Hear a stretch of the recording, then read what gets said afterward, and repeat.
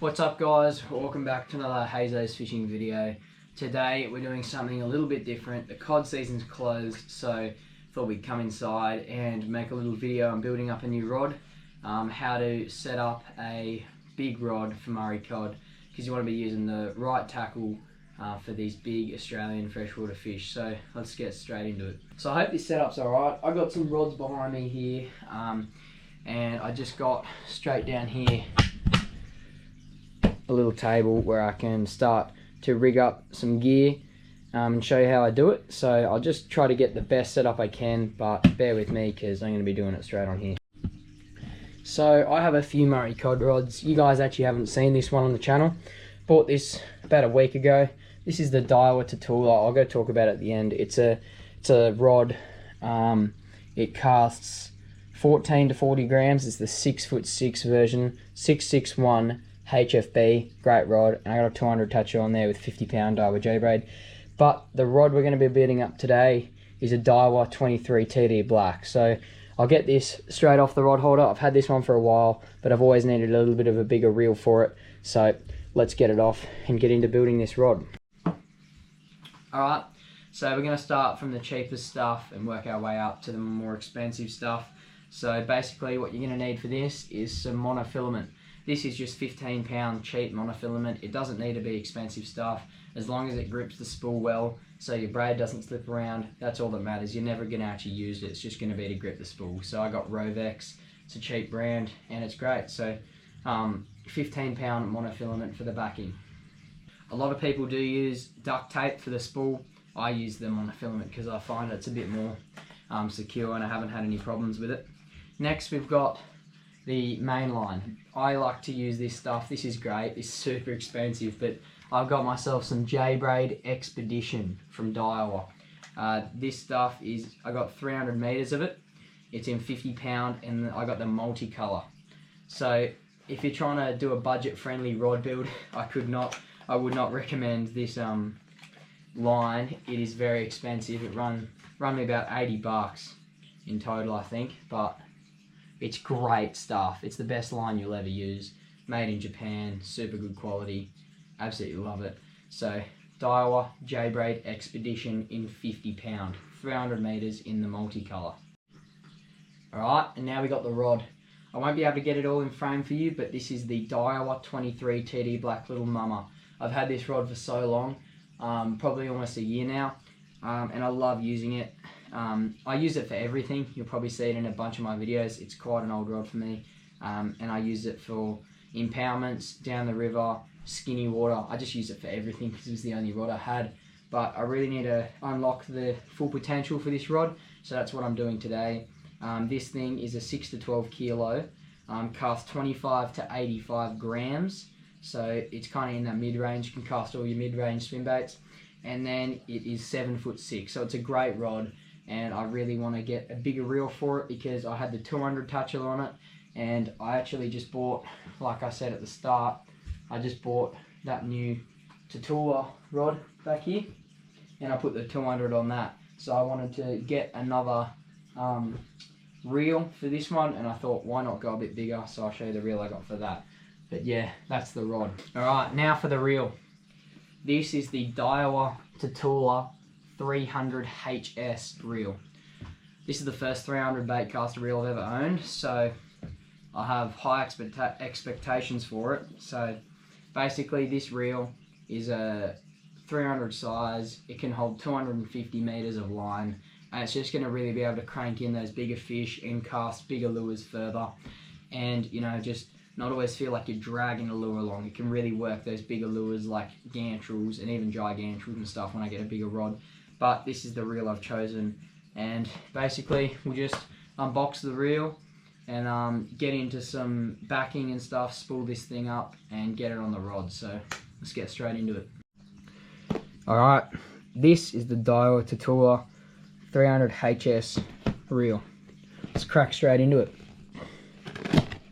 So Daiwa has three models of the 300s. They have the Daiwa Tatula 300H, and then the HS and the HL. HL is obviously left-handed. I went to HS because it has the 7:1:1 gear ratio. Let's check it out.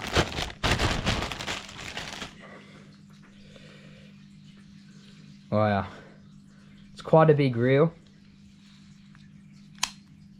It's really big, so smooth, super shiny, glossy. I can see they've put a lot of oil on it to keep it really smooth and functioning well, so I love that about it. That's great. Let's see what else we got in the box here. We got, don't even know what that is. It'll be something to do with it. I'm not even sure what that is. And then like instruction manual, whatever you do with it. And then all the parts. So if you ever break a part, you can have a look in there, find the part, and then you can find it on Daiwa's website and buy a replacement. I love that about it. So the reel is all unboxed. Here's a good look at it.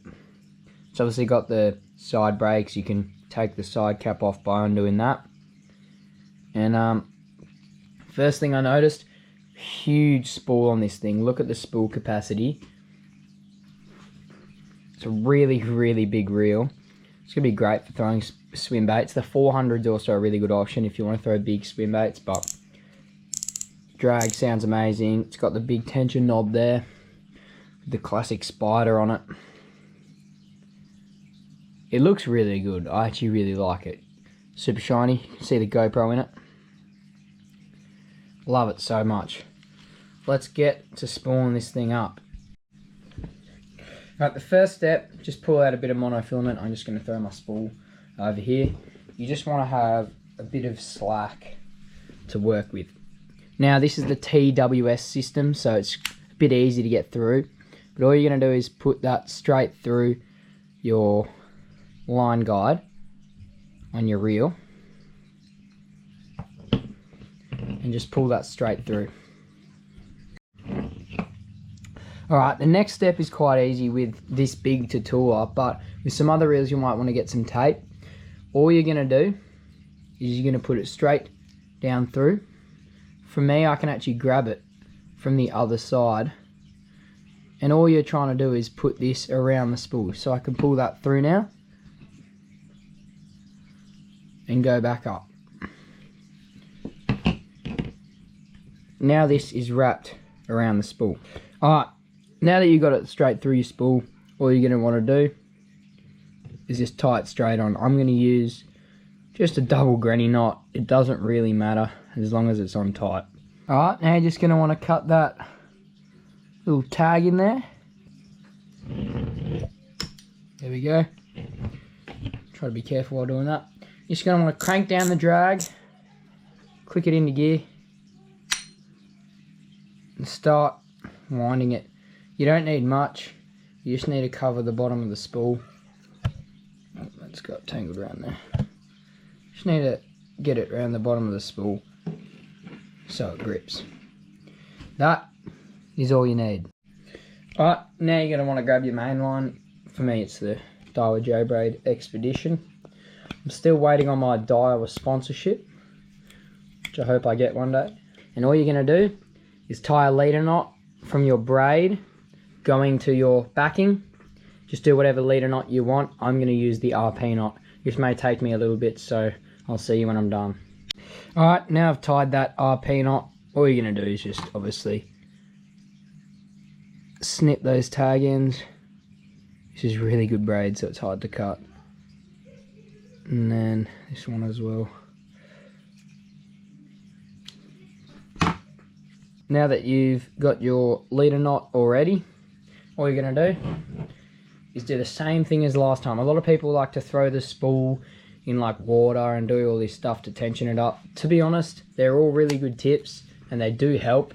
I don't really bother usually. I just like to kind of crank down that drag and then let it do its thing and pretty much just wind in, holding the line at the front until you've got a full spool. Another thing that can help is actually putting your reel on your rod, and you can actually hold it up the front here and just wind in and crank it in, and you'll notice it might be a fair bit easier. And yeah, we're just going to do this until the spool is full.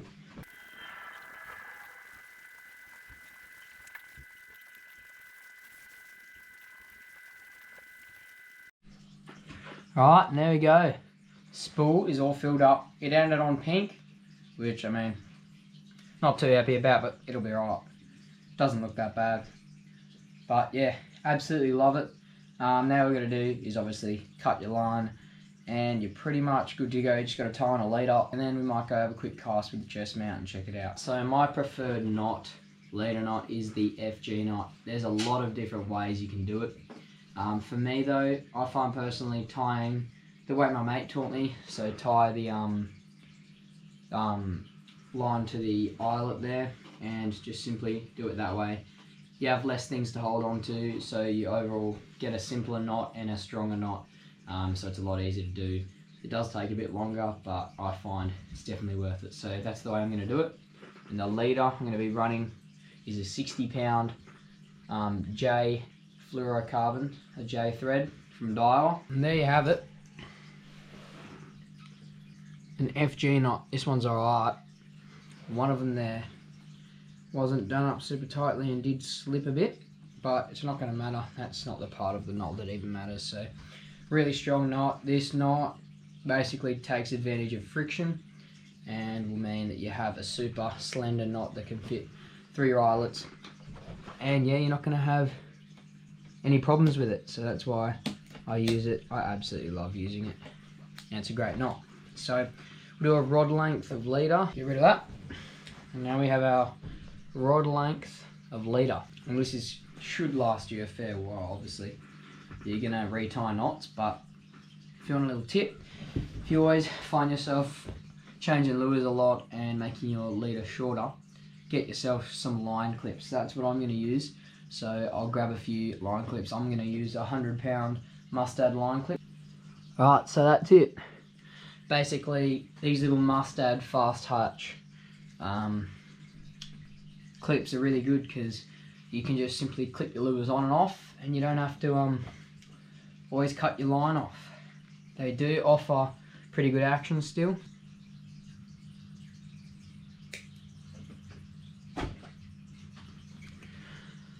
Alright, there's our knot tied. I've been using this knot for ages and it is very strong. Alright guys, we're down at my dam. We got my combo that I just built up. Looks sick. There's no cod in this dam that are big enough to eat this lure. Definitely not. There are cod in here, but they're probably not even 10 centimeters long yet. So I've just thrown on the spin right 9-inch fluff ball swim jig. This is the one with the 220 centimeter raging shad, so the new one. And yeah, can't wait to test out this reel rod setup, because I'm going to use this for my bigger fish in the river. The reel feels amazing.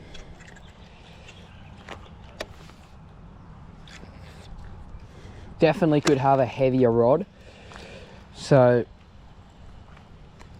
I need to get a 220 gram swim bait rod, but geez, that spin right looks good, doesn't it?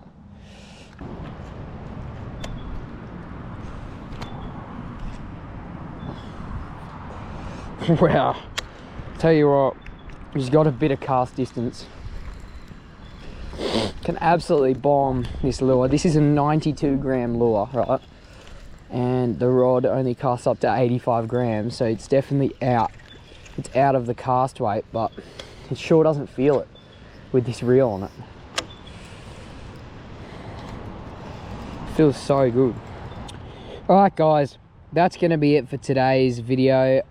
If you like this little run through of new tackle, let me know in the comments and I might do some more stuff like this. I'm thinking of doing a video in the future of my Murray cod setups and like what I use, my favorite lures and stuff. Just have a bit of a yarn in the shed and stuff like that.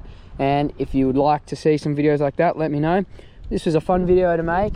Can't wait to use this rod and reel setup more in the future, especially in the big impoundments and walking down the river. So if you liked it, please like and subscribe, and I'll see you on the next one.